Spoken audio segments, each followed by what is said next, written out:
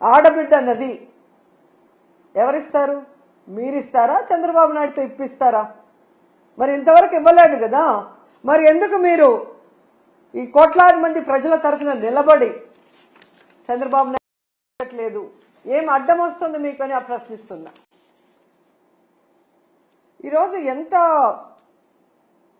దారుణంగా తయారయ్యారంటే,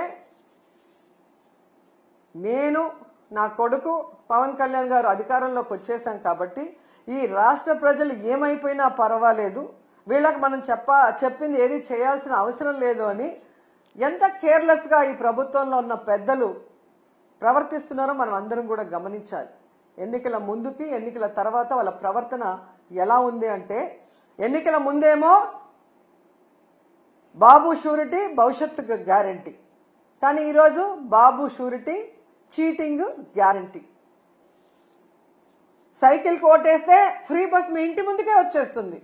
గ్లాస్ కోటేస్తే ఏ క్లాస్ ఉద్యోగాలు మీకు వస్తాయి. పువ్వు కోటేస్తే పువ్వుల్లో ప్రతి మహిళకి 1500 మీ ఇంటికి వచ్చేస్తుంది. కూటమికి ఓటేస్తే ప్రతి బిడ్డకి స్కూల్కి వెళ్లే వాళ్ళకి 15,000 మీకు వచ్చేస్తాయని చెప్పారు. ఇక ఇంట్లో ఎంతమంది ఉంటే అంతమందికి లక్షలు వచ్చి పడేస్తాయని ఏ విధంగా వాళ్ళు బాండ్లు కూడా రాసి ఇవ్వటం మనం అందరం కూడా గమనించాం. కానీ ఈరోజు ఆ బాండ్లు నాలిక గోక్కోవటానికి కూడా పనిచేయట్లేదు. అసలు వీళ్ళు చేసిన ప్రచారం ఎలా ఉంది అంటే, రామానాయుడు గారు సైకిల్ వేసుకొని ఒక ఇంటికి వస్తారు. ఈ రోజుకి కూడా ఎక్కడ చూసినా అది వాట్సాప్ లో తిరుగుతుంది. నీకు 15,000, నీకు 15,000, నీకు 15,000, నీకు 18,000 అని చిన్నపిల్ల నుంచి పెద్దవాళ్ల వరకు వేలు పెట్టి ప్రతి ఒక్కరికి చూపిస్తూ సైకిల్లో వచ్చి సైకిల్ కొట్టేస్తే చాలా అవన్నీ వచ్చి పడిపోతాయి అన్నారు. మరి అదే సైకిల్ మీద ఈ రోజు వెళ్లి అవన్నీ ఎందుకు వాళ్ళకి అందించలేకపోతున్నారు? అంటే అధికారంలో రావటం కోసం ఆ రోజు ఏ విధంగా ప్రచారం చేశారయ్యా అంటే, టీవీల్లో, థియేటర్లో, ఫేస్బుక్లో, యూట్యూబుల్లో, ట్విట్టర్లో, ఇన్స్టాలో ఎక్కడ చూసినా కూడా దండయాత్ర చేశారు ప్రజల మీదకి. ఒకవేళ తెలుగుదేశానికో కూటమికో ఓటేయకపోతే ప్రతి ఇంట్లో ఉన్న మహిళ లక్షలాది రూపాయలు మిస్ అయిపోతుందేమో అన్నట్టుగా ఊదరగొట్టి, ఈరోజు మీరు చూస్తే సంపద సృష్టించాక, ఆదాయం పెరిగాక మేము ఇవన్నీ చేస్తాము అని ఎంత చావు కబురు చల్లగా చెప్తున్నారు. ఇంకా గట్టిగా అడిగితే జగన్మోహన్ రెడ్డి గారి వల్లే ఇవన్నీ ఇవ్వలేకపోతున్నామంటారు. ఎంత సిగ్గుచేటో ఒకసారి ఆలోచించండి. ఈరోజు తెలుగుదేశం పార్టీ, జనసేన పార్టీ వాళ్ళ ఇంట్లో ఎవరికైనా జలుబు వచ్చినా, వాళ్ళకి తుమ్ములు వచ్చినా అది జగన్మోహన్ రెడ్డి గారి వల్లే అని చెప్పుకునే అంత దిగజారిపోయారనేది ఈ మధ్యకాలంలో టీవీలు చూసిన వాళ్ళందరికీ అర్థమై ఉంటుంది.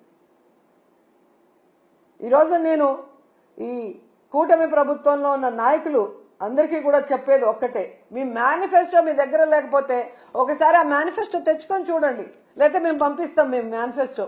దాంట్లో క్లియర్ గా మీరు రాస్తున్నారు 14 లక్షల కోట్లు అప్పుంది, అయినా కూడా మేము సూపర్ 6 అమలు చేస్తాము అని చెప్పారు. అసలు 14 లక్షల కోట్లు అనేదే అబద్ధం. మొన్ననే మీరు అధికారంలోకి వచ్చిన తర్వాత మీ అధికారులు మీరు అంతా కూడా ఎక్సర్సైజ్ చేసి అసెంబ్లీలో ప్రవేశపెట్టారు, కేవలం 6.5 లక్షల కోట్లు మాత్రమే అప్పుంది అని. 14 లక్షల కోట్లుందని అబద్ధం చెప్పిన మేనిఫెస్టోలోనే అన్ని చేస్తామన్నప్పుడు అందులో సగం ఉన్నప్పుడు ఎందుకు చేయలేకపోతున్నారని నేను అడుగుతున్నా. అసలు ఇప్పటికీ రాష్ట్రం విడిపోయాక మొదటిగా ముఖ్యమంత్రి అయింది మీరే. మీరు దిగిపోయేటప్పటికి ఎంత అప్పు ఉంది, మీరెంత అప్పు చేశారు, మీరు ప్రజలకు ఏం సంక్షేమాన్ని ఇచ్చారు, రాష్ట్రానికి ఏం అభివృద్ధి చేశారో ఒక వైట్ పేపర్ రిలీజ్ చేయండి. ఆ తర్వాత వచ్చిన జగన్మోహన్ రెడ్డి గారు 5 ఏళ్లలో ఎంత అప్పు చేశారు, కోవిడ్ సంక్షోభంలో కూడా రాష్ట్రానికి ఆదాయం లేకపోతే ఎలా సంక్షేమాన్ని అభివృద్ధిని చేశారు, ఎంత అప్పు చేసి ఆ అప్పు డబ్బులు ఏమైందో కూడా ఒక వైట్ పేపర్ రిలీజ్ చేస్తే మీ అబద్ధాలకి ఫుల్ స్టాప్ పడుతుంది.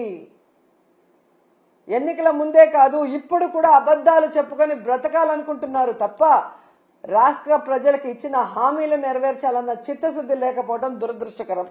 సో మీకు ఒకటే చెప్తున్నాను, మీ బడ్జెట్ లో మీరు చెప్పినట్టుగా